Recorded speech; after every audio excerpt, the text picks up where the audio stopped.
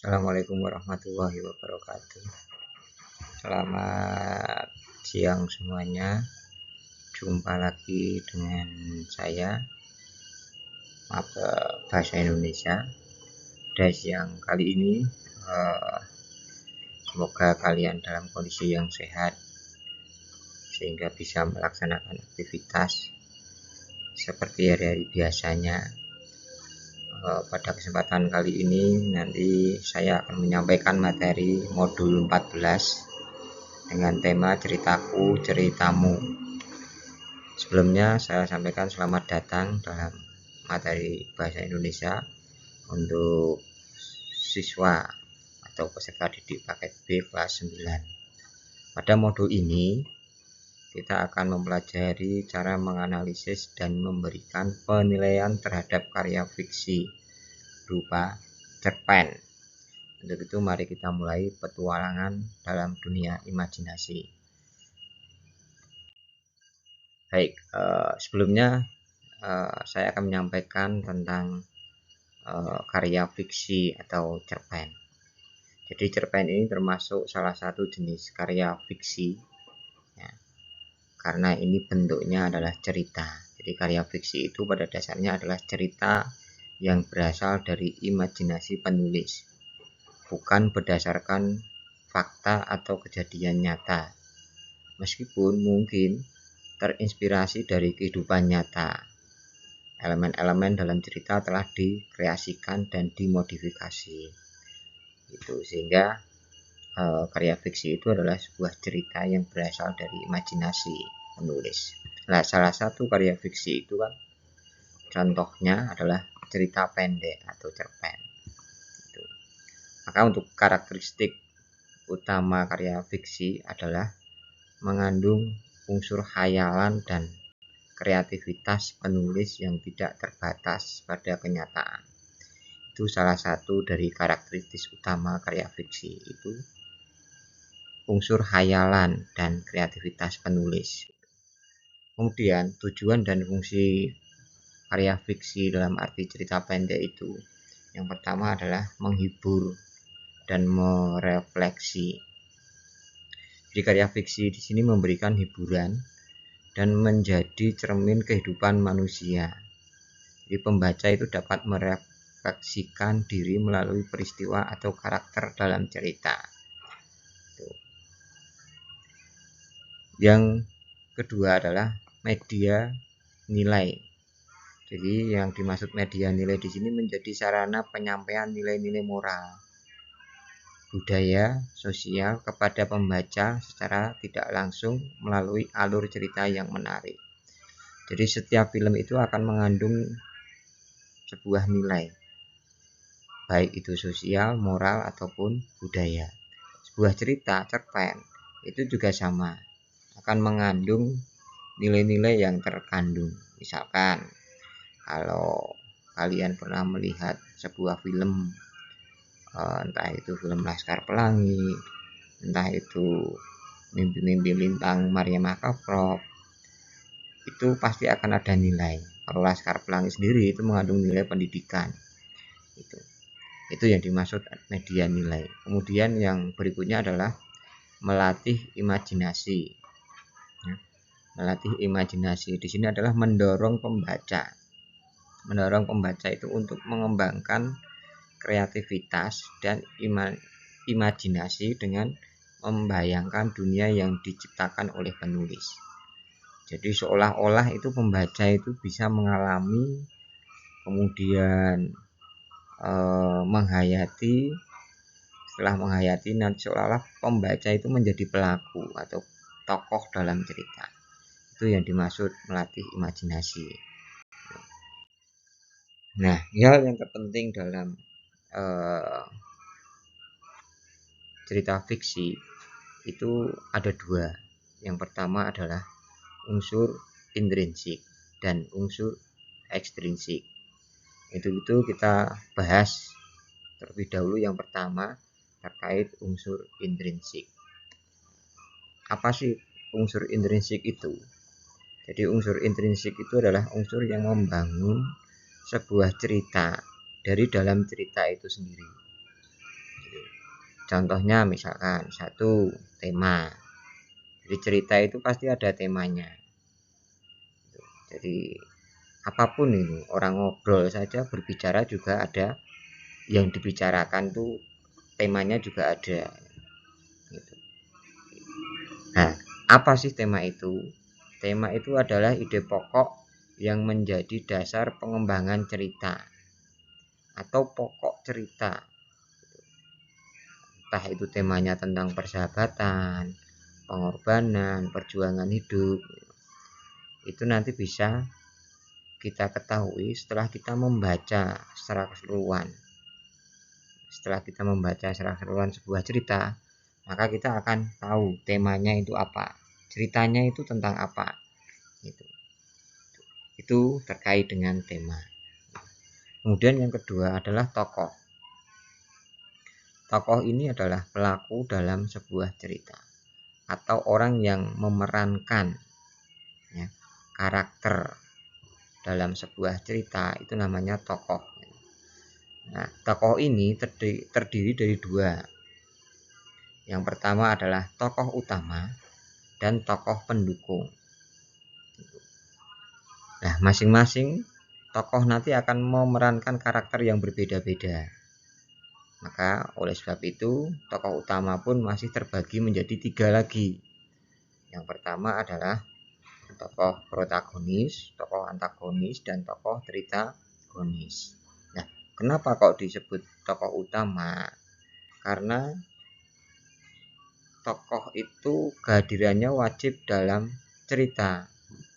Gitu. Karena kehadirannya wajib, maka tokoh itu kita sebut sebagai tokoh utama. Nah, termasuk tokoh protagonis, tokoh antagonis, dan tritagonis itu merupakan tokoh utama dalam sebuah cerita.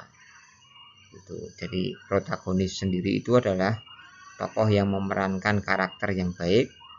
Antagonis itu adalah tokoh yang memerankan karakter yang jahat. Tritagonis itu sebagai tokoh penengah. Artinya tritagonis itu akan membantu menyelesaikan permasalahan yang dihadapi antara tokoh protagonis dan tokoh antagonis. Jadi ketiganya itu merupakan tokoh utama. Berbeda dengan tokoh pendukung atau tokoh sampingan. Kalau tokoh sampingan atau pendukung itu kehadirannya tidak wajib dalam sebuah cerita. Jadi dia itu bisa hadir ketika kita dibutuhkan oleh tokoh utama.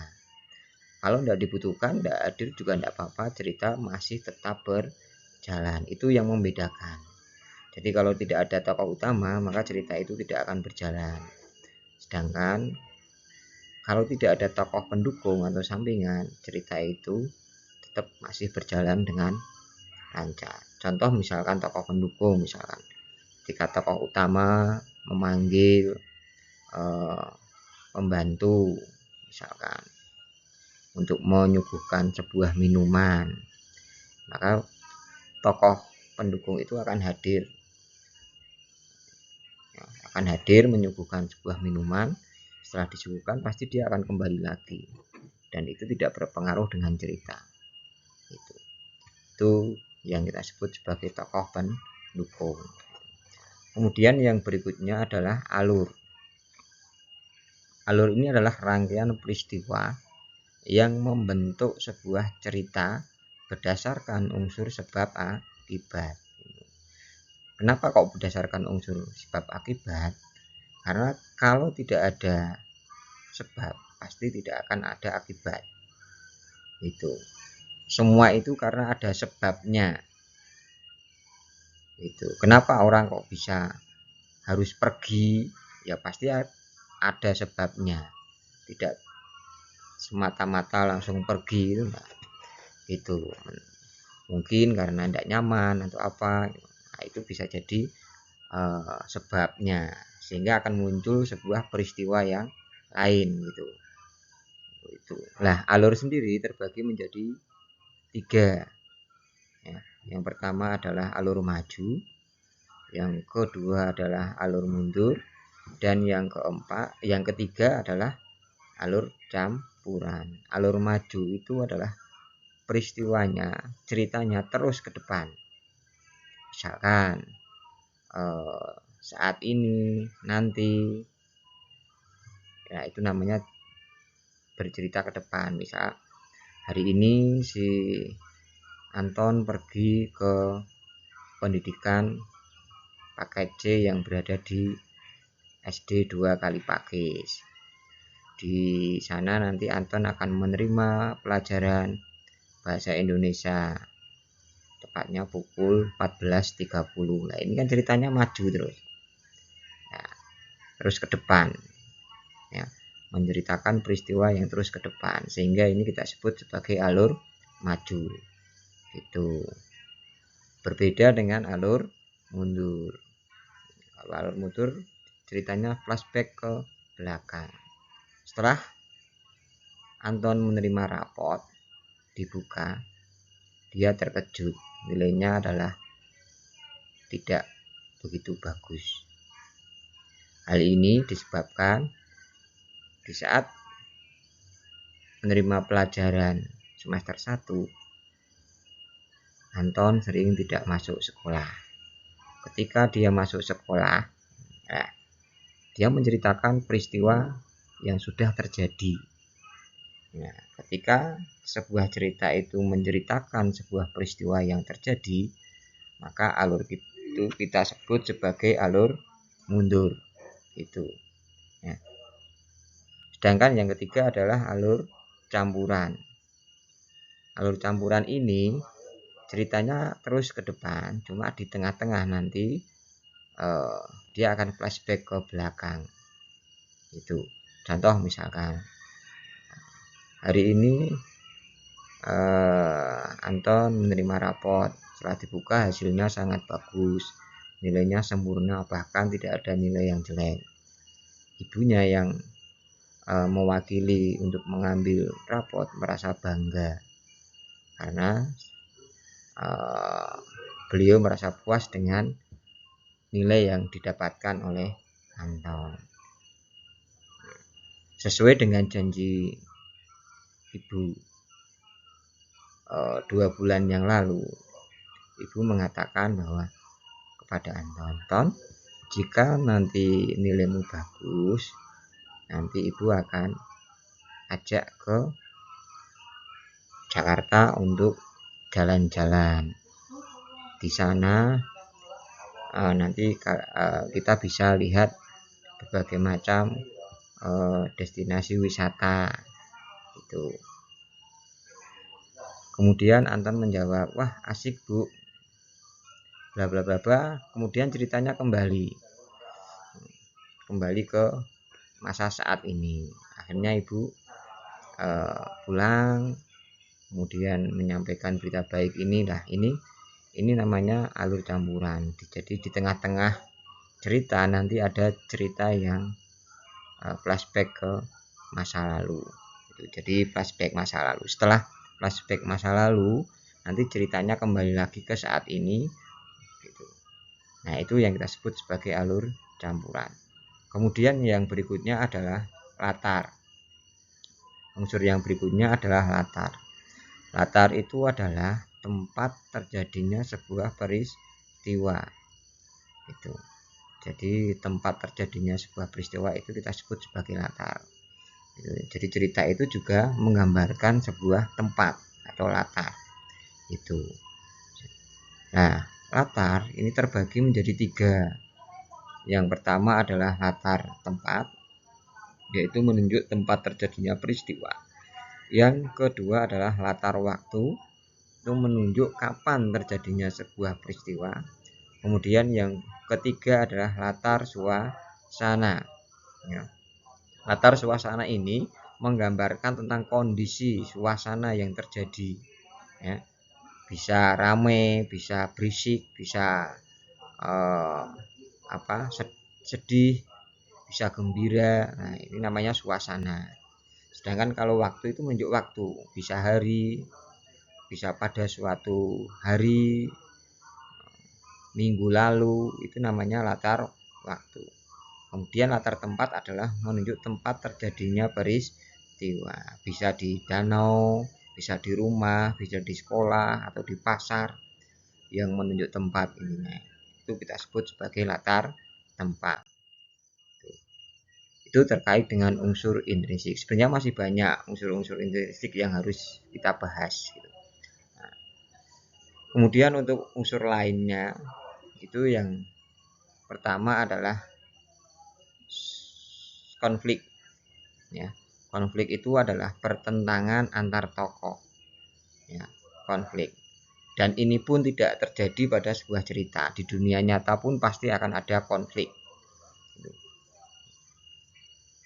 Itu yang kita sebut konflik. Kemudian yang berikutnya adalah klimaks. Klimaks itu adalah puncak dari permasalahan. Itu puncak dari permasalahan itu namanya klimaks. Jadi puncak-puncaknya masalah. Itu namanya klimaks. Yang berikutnya adalah amanat. Amanat itu adalah pesan moral yang ingin disampaikan pengarang kepada pembaca melalui karyanya. Itu namanya amanat. Jadi setiap cerita itu ada amanatnya. Itu. Kemudian yang berikutnya adalah sudut pandang. Sudut pandang ini adalah posisi penulis dalam menceritakan kisah atau orang pertama, kedua atau ketiga. Nah, sudut pandang ini karena ini adalah posisi pengarang atau penulis dalam sebuah cerita, itu terbagi menjadi dua, yaitu sudut pandang ketiga dan sudut pandang pertama. Kalau sudut pandang pertama itu pengarang berada di dalam cerita. Contoh misalkan kalau dalam cerita itu menggunakan kata saya, aku, itu namanya sudut pandang pertama. Sedangkan sudut pandang ketiga itu adalah menggunakan nama orang. Itu. Untuk sudut pandang kedua itu jarang sebuah cerita menggunakan sudut pandang kedua. Itu karena dia menggunakan dia, mereka, itu namanya sudut pandang kedua. Itu. Dan kalau dalam sebuah cerita jarang pengarang mengungkapkan tokoh dengan menggunakan sudut pandang kedua. Rata-rata kalau tidak ketiga ya pertama. Itu untuk unsur lain dalam unsur intrinsik. Kemudian yang kedua adalah unsur ekstrinsik. Ya, unsur ekstrinsik. Ya. Unsur ekstrinsik ini adalah unsur yang membangun karya sastra dari luar. Nah, contoh latar belakang penulis. Jadi latar belakang penulis itu juga bisa memunculkan ya ide-ide untuk penulis itu membuat sebuah cerita. Itu jadi bisa dari pengalaman hidup, bisa dari pendidikan dan pandangan hidup penulis yang mempengaruhi karya yang diciptakan. Itu yang kita sebut sebagai latar belakang. Kemudian kondisi zaman, situasi politik, ekonomi, sosial pada masa karya tulis yang mempengaruhi isi cerita. Itu juga berpengaruh pada penulis untuk bisa mengungkapkan sebuah cerita dari kondisi zaman. Kemudian adalah nilai sosial dan budaya. Nah, ini yang sering, terutama cerita-cerita dongeng, cerita-cerita tentang hikayat, itu adalah sebuah cerita yang mengandung nilai sosial dan budaya atau norma sosial, tradisi dan kepercayaan yang tercermin dalam karya. Ini bisa memberikan warna khas terkait nilai sosial dan budaya. Dan ini lebih sering diungkapkan dalam sebuah cerita. Yang berikutnya adalah nilai agama. Jadi ajaran agama yang menjadi dasar pemikiran perilaku itu juga bisa menjadikan inspirasi sebuah cerita. Itu unsur-unsur ekstrinsik. Itu. Kemudian cara menentukan unsur dalam karya fiksi. Jelas yang pertama adalah harus membaca terlebih dahulu. Tanpa membaca kita pun akan kesulitan dalam menentukan unsur karya fiksi, baik itu intrinsik maupun ekstrinsik yang tadi sudah kita bahas. Yang berikutnya adalah identifikasi elemen penting.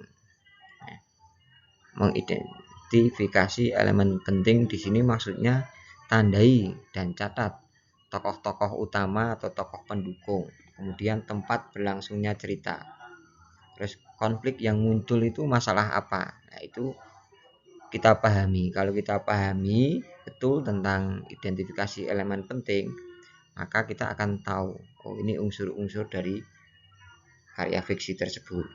Kemudian adalah temukan tema cerita. Temukan tema cerita. Jadi kalian perhatikan paragraf awal dan akhir. Jadi cerita itu sering memberikan petunjuk tentang tema atau pesan utama. Pesannya itu apa? Nah, nanti kita bisa menentukan temanya. Itu cara menentukan unsur dalam karya fiksi. Berikutnya adalah melakukan penilaian. Nah, ini atau kita sebut sebagai resensi buku atau sebagai ulasan buku. Jadi mengulas buku, meresensi itu sama, ya, secara maknanya sama gitu. Nah, kenapa harus dinilai? Jadi ketika kita membaca sebuah cerpen, ya kita harus bisa memberikan penilaian. Artinya bahwa penilaian yang baik itu harus didasarkan pada pemahaman tentang karya dan didukung oleh argumen yang baik tentunya. Nah, bagaimana cara kita memberikan penilaian? Nah, penilaian karya fiksi itu merupakan proses evaluasi kritis untuk menentukan kualitas sebuah karya. Gitu. Jadi setelah kita membaca, kita beri penilaian. Tujuannya untuk apa? Ya untuk mengkritisi, memberikan masukan-masukan terhadap karya fiksi tersebut. Nah, adapun untuk aspek-aspek yang perlu diperhatikan dalam memberikan penilaian, yang pertama adalah kelebihan dan kekurangan cerita secara keseluruhan. Kelebihannya apa, kekurangannya apa, kemudian keunikan gaya bahasa, ya. Kemudian struktur cerita, ya. Strukturnya bagaimana, seperti apa, gitu. Kemudian kedalaman karakter, ya. Kemudian keaslian ide atau kreativitas penulis, itu yang harus diperhatikan dalam memberikan penilaian. Baik, kemudian nanti kita juga akan membahas tentang struktur kebahasaan. Jadi kalau tadi kita membahas tentang unsur intrinsik dan ekstrinsik, kemudian resensi buku atau resensi karya fiksi, di sini kita juga akan membahas terkait dengan struktur kebahasaan teks cerita fiksi. Yang pertama adalah kata denotasi. Ya, kata denotasi ini adalah memiliki pengertian makna yang sebenarnya, makna yang sesuai dengan kamus. Dan makna denotasi ini bersifat objektif, tidak mengandung nilai rasa. Contoh misalkan kata rumah itu bermakna denotasi sebagai bangunan atau tempat tinggal. Itu jadi merupakan makna yang sebenarnya. Misalkan contoh lagi, misalkan tangannya memiliki ukuran yang panjang, atau dia memiliki tangan panjang sehingga dia bisa meraih stupa yang ada di Candi Borobudur. Lah, tangan panjang ini kan ukuran gitu. Itu yang kita sebut sebagai makna denotasi. Kemudian makna konotasi. Makna konotasi ini adalah makna tambahan atau makna kias yang muncul berdasarkan perasaan atau nilai rasa atau emosi tertentu. Nah, tadi misalkan contoh rumah ini di sini. Ini contohnya adalah kata rumah. Kata rumah bermakna konotasi sebagai simbol kehangatan, kenyamanan, kebersamaan keluarga, itu bisa. Itu. Atau gini, misalkan yang paling mudah tadi, dia memang terkenal memiliki sifat tangan panjang, sehingga kalian harus hati-hati terhadap barang yang kalian punya. Nah, tangan panjang di sini maknanya sudah berbeda lagi, bukan ukuran panjang, tetapi mungkin orang yang suka mencuri. Itu kita sebut sebagai ungkapannya adalah tangan panjang. Nah, makna seperti inilah yang kita sebut sebagai makna konotasi. Itu paham ya? Baik, selanjutnya adalah contoh penggunaan kata denotasi dan konotasi. Ini berbagai macam makna denotasi. Misalkan di sini Budi pergi ke sekolah tiap pagi. Itu makna denotasi. Kemudian bunga mawar berwarna merah. Nah, itu makna denotasi. Kemudian makna konotasinya bunga desa. Nah, bunga desa itu enggak ada bunga desa. Bunga desa ini adalah sebuah makna kias, sehingga kita sebut sebagai makna konotasi. Gitu. Kemudian yang berikutnya adalah langkah-langkah menulis resensi. Ya, kembali lagi ke resensi ini. Yang pertama adalah identifikasi karya atau identitas buku. Ya, identitas karya fiksi itu. Identitas itu meliputi judul buku, nama penulis, penerbit, tahun terbit, dan jumlah halaman sebagai informasi dasar. Yang kedua adalah ringkasan cerita.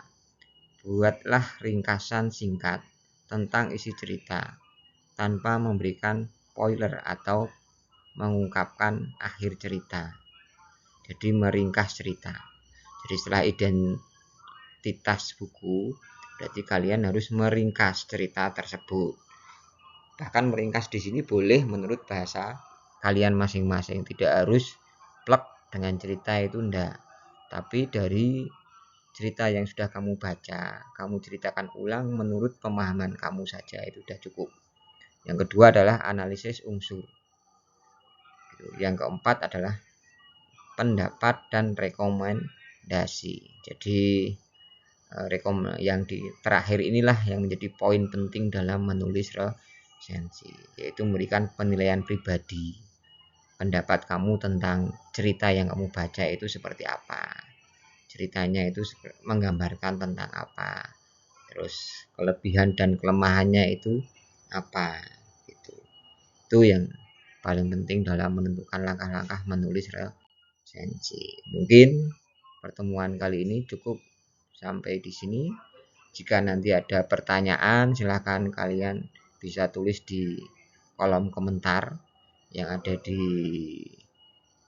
link YouTube, atau berada di YouTube bisa, atau yang berada di LMS setara daring. Itu. Jadi silahkan kalau ada yang mau bertanya, boleh langsung tulis atau ketikkan pertanyaan kamu di kolom chat, atau mungkin pas pelajaran tatap muka kalian bisa langsung bertanya tentang materi cerita fiksi atau cerpen. Sebelum saya akhiri, untuk kesimpulan pada pelajaran kali ini adalah terkait dengan pemahaman, yaitu mengulas karya fiksi membantu kita memahami isi dan pesan yang ingin disampaikan penulis dengan lebih baik. Kemudian terkait dengan berpikir kritis, jadi melakukan penilaian. Jadi ketika kalian meresensi tadi, di akhir kan melakukan sebuah penilaian. Itu salah satu bentuk kalian dalam berpikir kritis. Itu. Kemudian wawasan luas.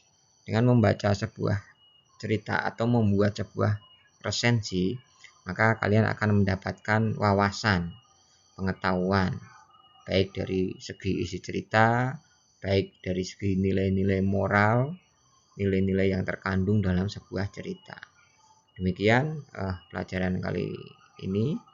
Saya akhiri, wabillahi taufik wal hidayah. Assalamualaikum warahmatullahi wabarakatuh.